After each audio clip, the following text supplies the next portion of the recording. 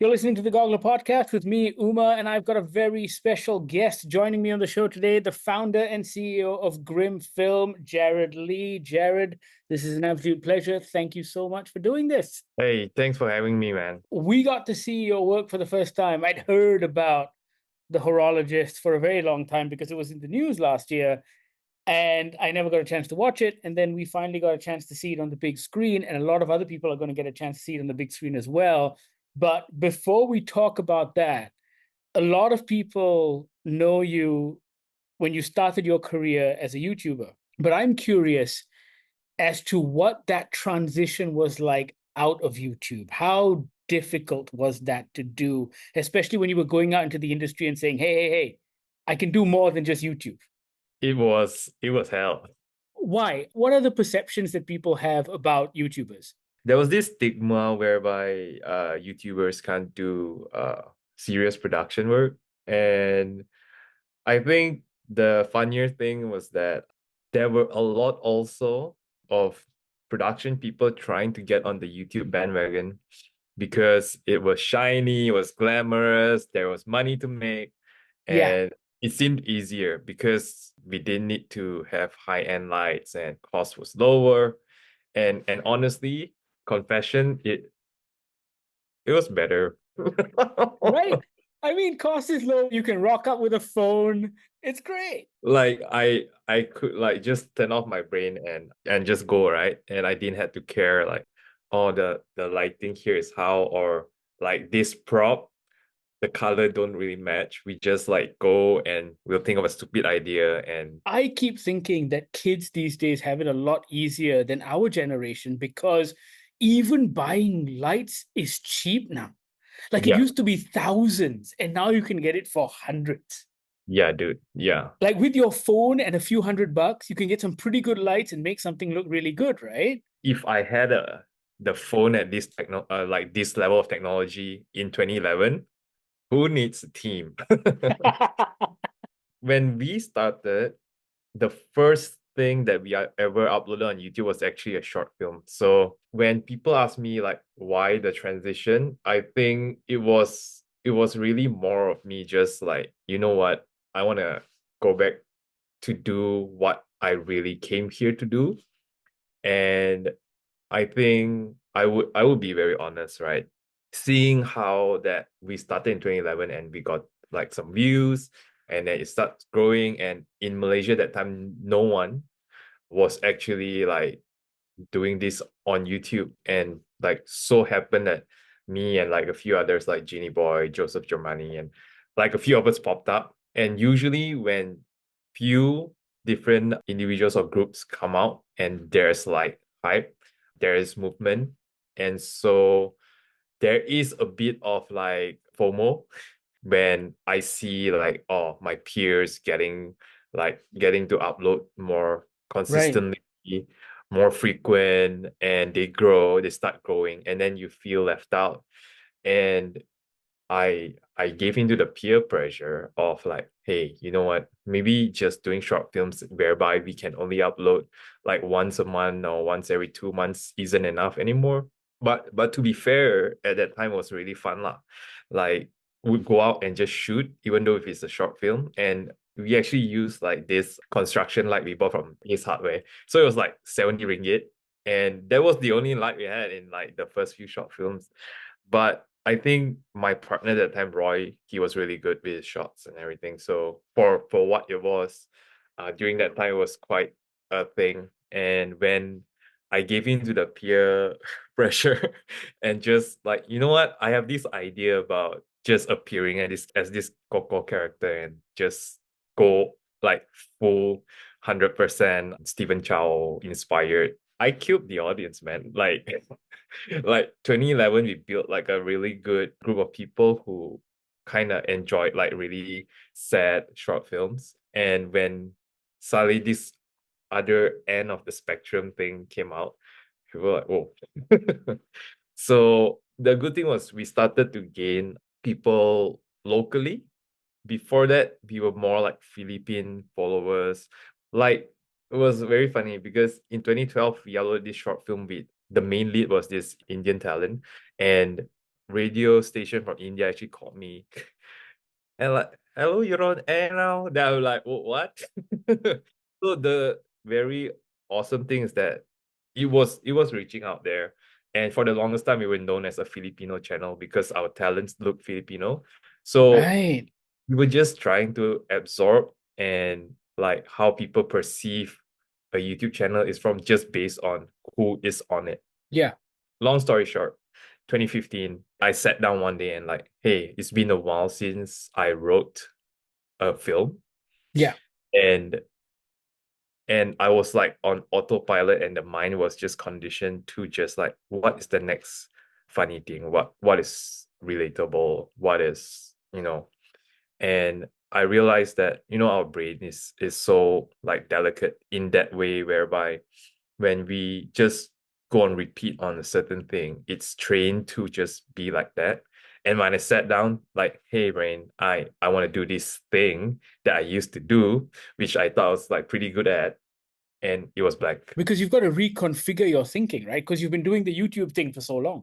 It was like every week, right? We were uploading, and that struck like a deep fear.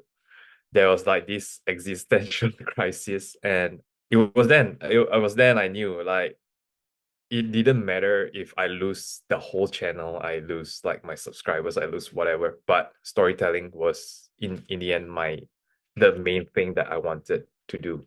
Being me, I just jumped the gun, and there were a lot of questions. There were a lot of people asking me like, bro, are you sure you're giving up something that everyone wants, like Yeah. numbers and whatever? And I can tell you that it was really hard. It was really, really hard. We didn't know it then. I think we know it a lot more now. But even when Jin made his movie, Yeah. your numbers on YouTube don't translate to people buying tickets to watch it in the cinema, right? It just doesn't happen. People like watching things for free, but then when you ask them to take out their card or take out some money, they're just not there for you. And I think we're coming to that awareness now. But was that also a fear for you? Like you built up this massive following on YouTube, Yeah. and then now you were going to do something that you love, that was for you. Was there a fear that the people won't show up? Like I sort of just knew they won't show up. I think that's the best way to go into it, lah. Yeah, yeah, Just with yeah. low expectations. Yeah, like I'm like, you know what, guys? If you guys do follow, like, thank you. Like you are here and I am very grateful for you to be here.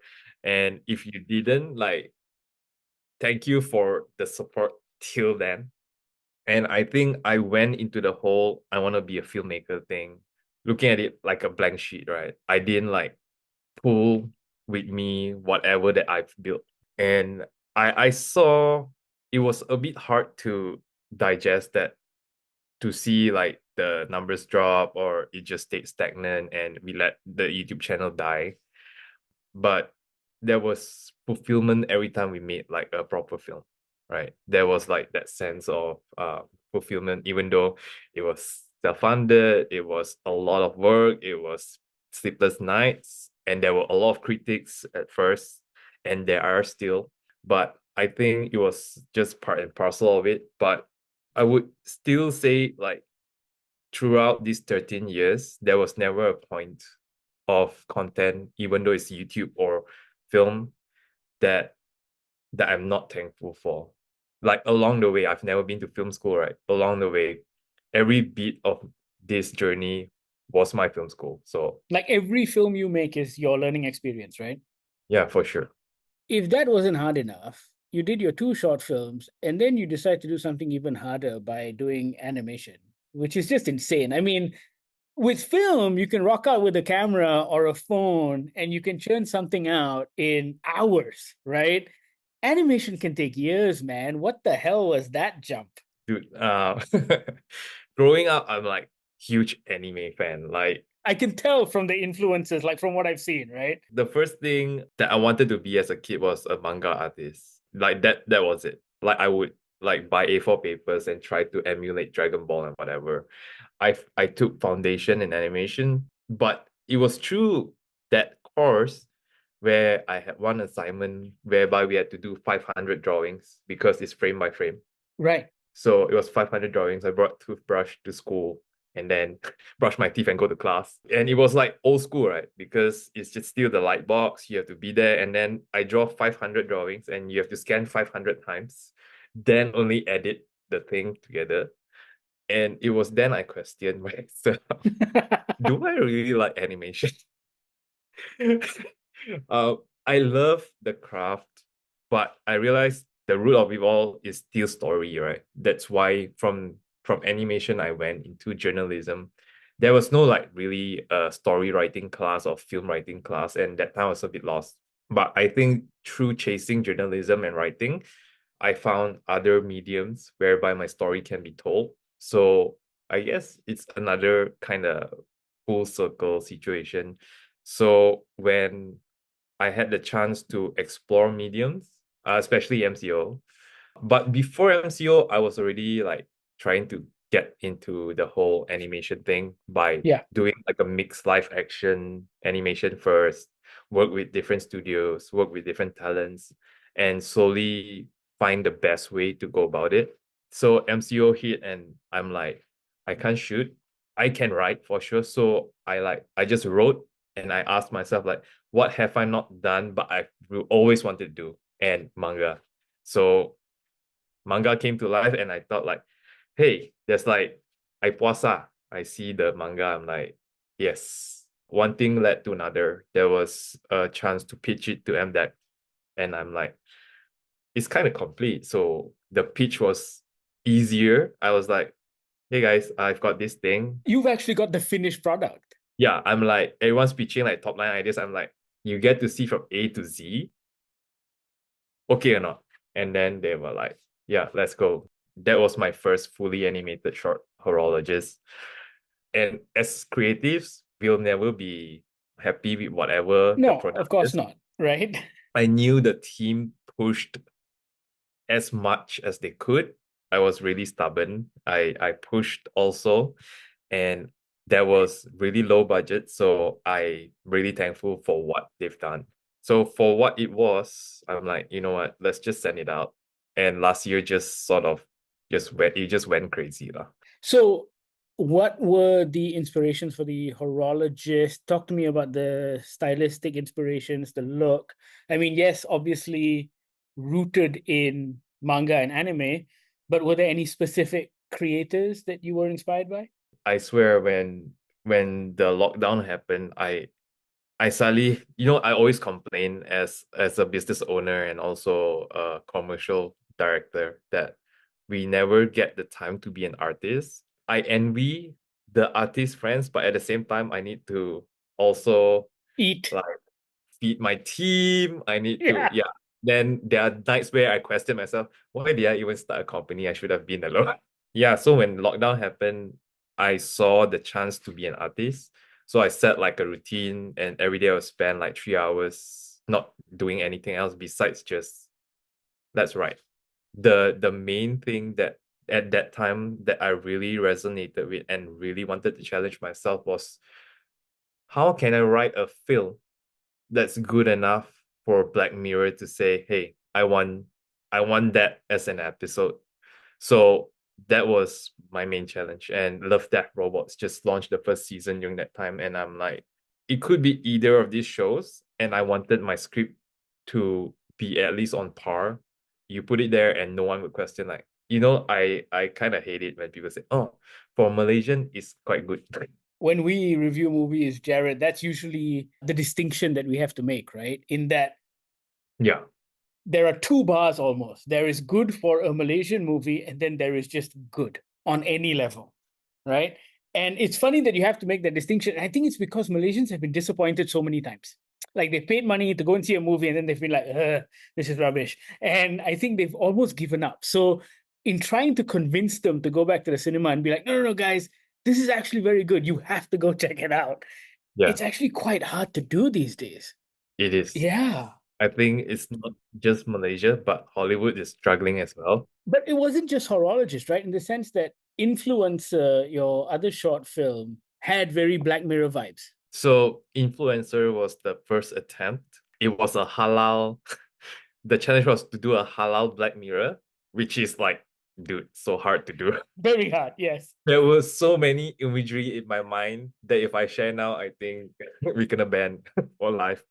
How that happened was that it was a sort of a semi-competition whereby there was this group called Next 10 Ventures from US. It's run by an ex-Google guy named Ben Grubbs. And he partnered up with Axiata at that time. So what they did was they got filmmakers from different countries to pitch. And we were like one of the lucky ones that was chosen to represent Malaysia. And we got like XX amount of funds. And as usual, every year I would just top up my own money and just make something that, okay, let's push the boundaries. What have we not done? And now we have like at least like a foundation set. Every boy in the world wants to make sci-fi. I swear. 100%. Blade Runner was definitely a reference, clearly. And Cyberpunk wasn't out at that time yet. So this was mid like late 2020. Yeah, actually. And it never saw it never get shown to the world because I think the whole semi-competition campaign thing just fizzled out because one of the platforms that was supposed to screen it got bought over by another group. Yeah, so I'm really glad that it finally got shown.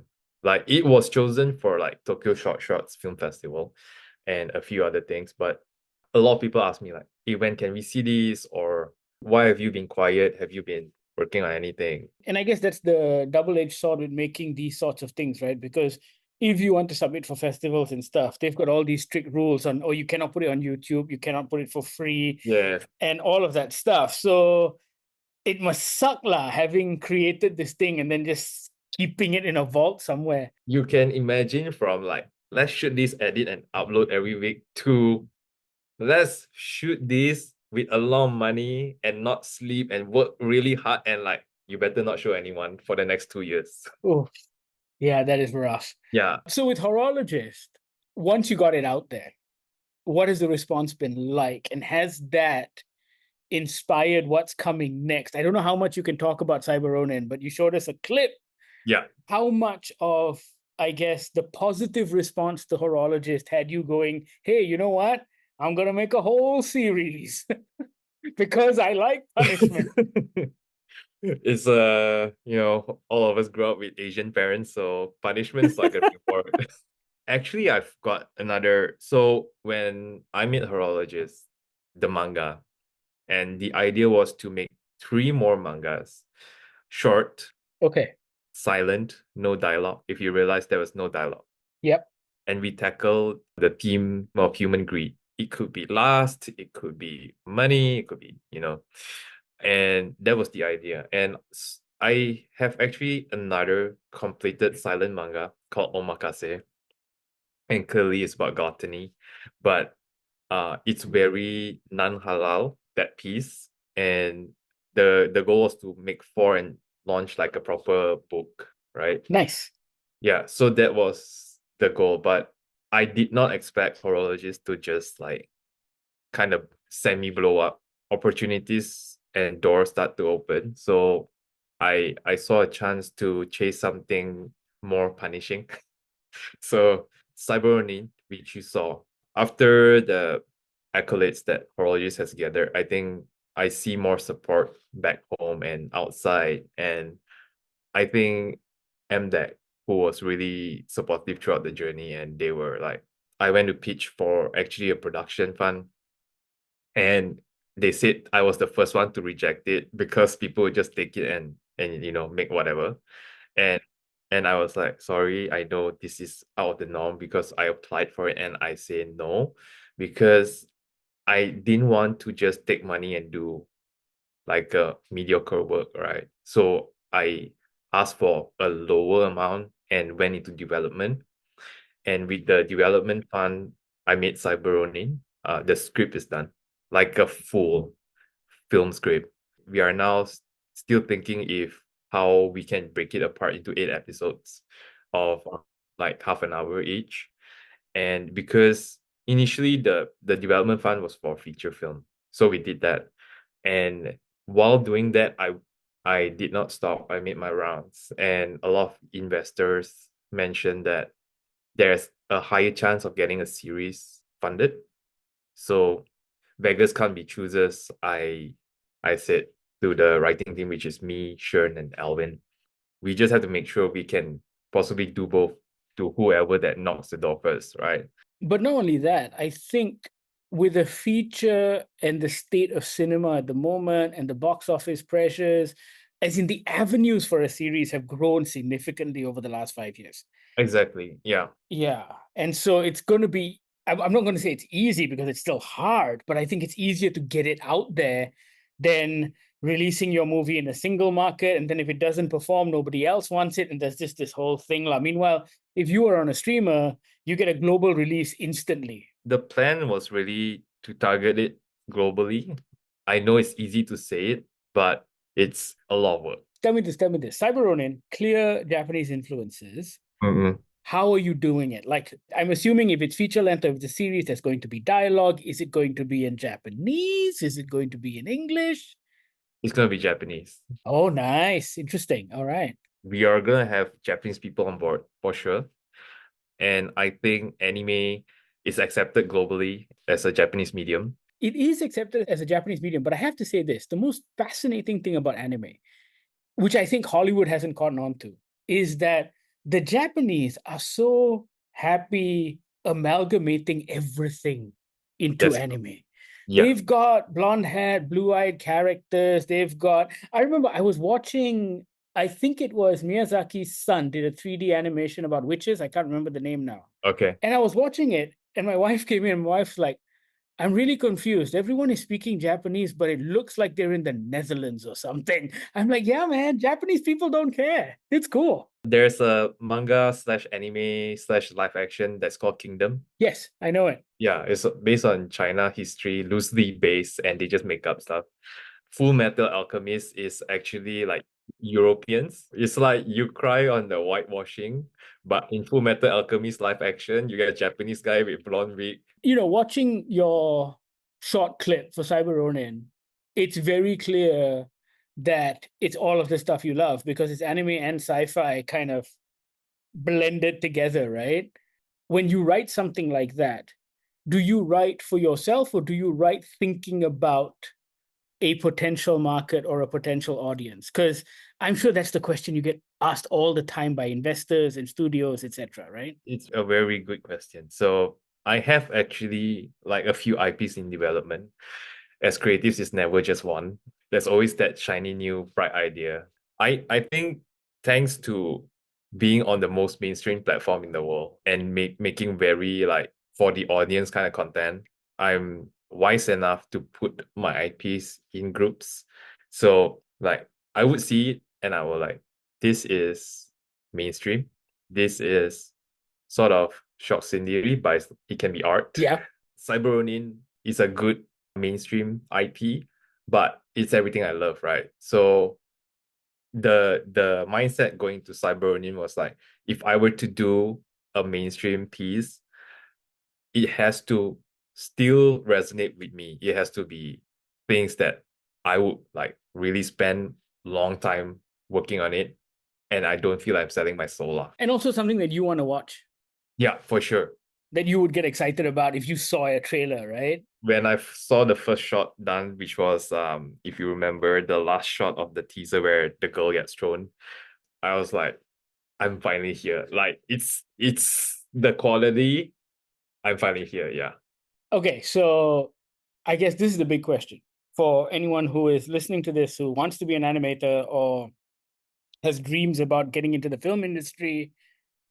What is the next thing for you in the sense that you have the idea? You've been lucky enough to get a little bit of money from MDEC to develop this idea. Is it now just meeting after meeting, pitching after pitching? Like, because the work can be done. Like, that's almost the easy part, getting it animated, right? So what's the hard part? Honestly, 2D animation, not a lot of people know this if you're not in the industry. We lack a lot of talent in Malaysia. We do. To push it to that level, Because everyone is doing 3D animation, right? 3D animators in Malaysia are very strong. That's why we have like big companies doing like outsource work for Diablo, for Yeah. StarCraft, for And when it came to 2D, which was the main direction for Cyber, it was it was very tough. It was so hard to find people that could do it. So I never understood the we have to search for talent and what. I'm like, if you got money, then everything's solved. What? So when I make my rounds on knocking doors and meeting people, it's not just investment. It's really like, hey, are you free? I like your work. You want to? So I found a handful of really good guys, and I feel like they deserve to be in a better place because our industry is just kind of like hard, especially financially speaking. If you're not doing like outsource work, it's hard to survive doing it full time.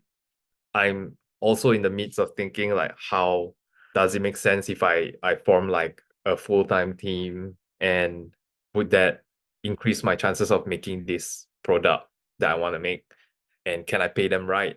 Because I meet like animators from around the world, right? And I hear how much they're paid, and Yeah, it's like a sweatshop. like these guys are making Gucci bags, and I don't want them to be like that China kid in the factory. Even with horologists, what's interesting when you go for these pitch meetings, even with MDEC, a lot of the time people have nothing. You're right. It's all top line. And I think given that they've seen that you can actually deliver, they're more likely to give you the money. So hopefully that puts you in a good stead to make this thing happen. Before I let you go, though, I got some quick fire questions for you. What was the first piece of animation that you remember watching and loving? Evangelion. Well, that one breaks your heart though, dude. I mean, I loved it too. And then I had to wait fucking 20 years before I got a proper ending. Would you call it proper though? Actually, yeah, that's the other thing. It's not even I'm like, proper. where is my character arc, Shinji? What are you doing? Why are you still complaining about life? Stop whining, bro. Stop your whinging, Shinji. Yeah, exactly. Yeah, there was just something about that piece when, as a kid, when you watch it, you're like, what the heck is this? And it just scars you. Yeah. And then as you reach the end of the series, you don't understand what's going on. I don't know about you. I was too young when I first watched it. And I was like, what is happening? You're just like being scarred by all these visual, sometimes grotesque effect, when Ray just blows up. And I think that's why a bit dark. As kids, we didn't get parents to go through like, oh, Peppa Pig no good because he fight. Same. My parents were just like, oh, cartoon. Okay, here you go. Nah. I'm not sure if it's the same answer, but what is your favorite animated movie or TV series of all time? There is too many, and like we usually just fall back to recent memory and try to reflect what we've watched. So, what did you watch recently that really blew you away? From the mainstream perspective, Kaiju number 8 was fun. It was a good, yeah, I really enjoyed that as well. It is still a typical shonen route, but I wish they stayed more on the cleaning up the city part. The Elusive Samurai on Netflix now, Oh, I haven't seen that. the animation and the how vibrant it is, and the transition is very refreshing. But I'm still like a bit loose on the story because it jumps around. But I like to see like, okay, is this fresh? Not like your typical. But if you're not about to ask my best manga of all time, maybe I could tell you it's Tell me. 20th Century Boys by Urasawa. Oh, I don't know that one. Dude, you have to. That was the cyber cafe era. And every day after class, I would just go there and continue reading. This is my confession to piracy. So I bought the whole original set to support. But after that work, I stalked this guy and read everything that he made, and it's all damn good. Okay, I'm gonna look that up. I'm gonna look that up right now. But you're right. You know what? You know what? I will say this in defense of piracy, right? Yeah, But now that I'm a grown up, now that we're grown ups and we're making money, we yeah. buy movies and we buy books and all of that stuff. However, living in Malaysia with absolutely zero access to all of that stuff before the internet, we had nothing. And I think piracy went a long way to make us more cultured and well read. Thank you, pirates. Yeah, right. I swear to God, the uncle in Uptown where I used to get my DVDs and videotapes from, right? He was so cultured. he would recommend French movies to me. I would just be like, oh, this is great. He would be like, have you seen this one? It's a great Italian film. I'm like, wow. I'm like even surprised that the VC seller has like French films. I'm like, Yeah. Oh, it was so amazing. I don't know if you have an answer to this, but I think you might, given the work that you do. But are there any memorable sequences of animation that stick in your head? man, I'm gonna give you something really. Hear me out, right? When you first watch Sailor Moon, it looks like a girl anime, but they were the first. They were the like one of the OGs to like transform this way and the whole sparkly 3D thing. And I think because I love Sailor Moon so much in primary school, I got bullied because the boys would be like, yo, why you like girl stuff? Yeah, but I was like so obsessed with the design, the colors and everything. And now the artist is married to Hunter x Hunter artist, if you didn't know. And she tried helping him continue the Forever in Hiatus series. Oh, no, that's a great one, actually. You're right. That transformation sequence is absolutely fantastic. It's legend now, yeah. Jared, this has been an absolute pleasure. Thank you so much for joining us on the show. Thank you. I've been speaking to Jared Lee. He is the founder and CEO of Grimm Film. His work is being screened as part of the Malaysian Animation Film Festival that is currently taking place at selected GSE locations around the country. Get your tickets, check it out, talk to us about it. You know how to reach out. All of our social media feeds are Goggler MY. You can email us at podcast@goggler.my or send us a WhatsApp on the Goggler hotline 012-524-5208. Thank you so much for listening. This is the Goggler Podcast.